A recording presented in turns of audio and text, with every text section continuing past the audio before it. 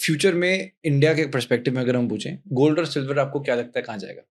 तो अब सवाल यह है कि सिल्वर की डिमांड इस समय अभी भी वो $84 एन आउंस है। मेरा ख्याल है कि वो कोई 2.25 लाख रुपए पर किलो के करीब है, और वो इसलिए कम है, बुलिशनेस है उसमें, क्योंकि इंडस्ट्रियल डिमांड कम हो रही है, क्योंकि तेल की डिमांड कम हो रही है। तो लोग कहेंगे जो तेल नहीं मिलेगा तो फैक्ट्री नहीं चलेंगी, फैक्ट्री नहीं चलेंगी तो ना तो ये सोलर पैनल बनेंगे, ना ईवी बैटरीज बनेंगी, डेटा सेंटर्स रहेंगे कि नहीं रहेंगे।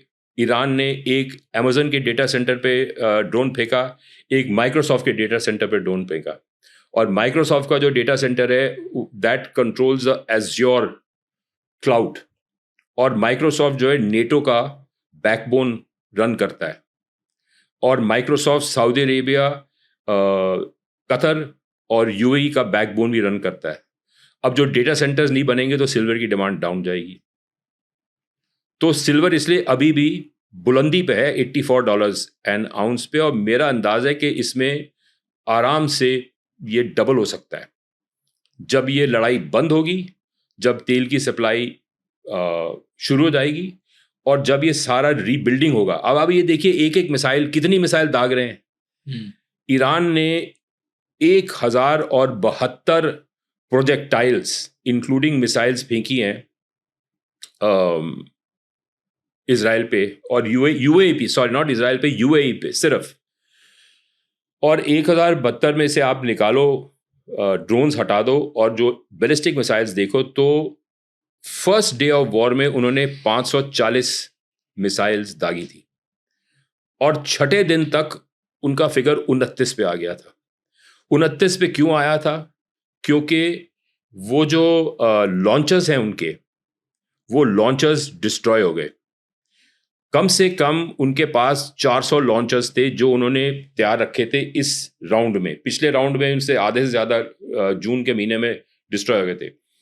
तो ये जो लॉन्चर्स हैं ये 400 के करीब थे, अब 100 रह गए। तो जब लॉन्चर्स नहीं है तो मिसाइल कहाँ से चलेगी? उसकी टांगे तो है नहीं।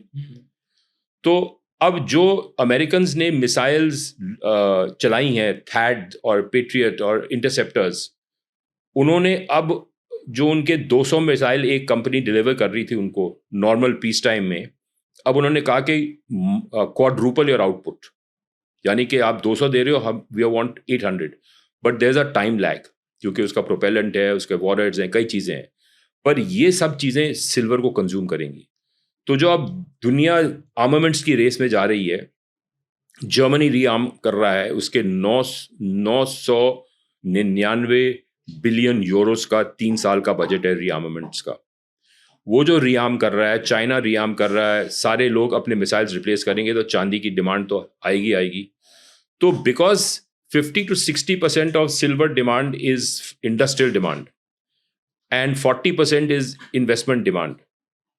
तो ये डिमांड जो है बुलंदी पे है, और कीमत उसकी जाएगी ऊपर। और gold is actually not use industrially anywhere, it is only a safe haven, psychological factor है।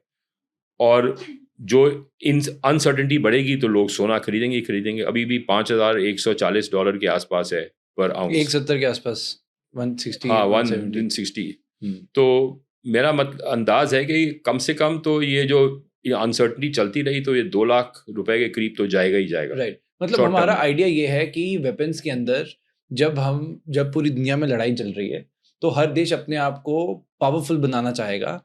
जहां पर हम ये डिस्कशन है कि मिसाइल्स के अंदर सिल्वर यूज होता है, तो जिसकी वजह से फ्यूचर में हमें डिमांड दिख रही है, क्योंकि वो कंट्रीज वो बनाना चाहेंगी, एज सिंपल एज दैट। और क्योंकि जब ऐसी वॉर होती है तो सबसे ज्यादा ट्रस्ट जो है वो आ जाता है गोल्ड पर।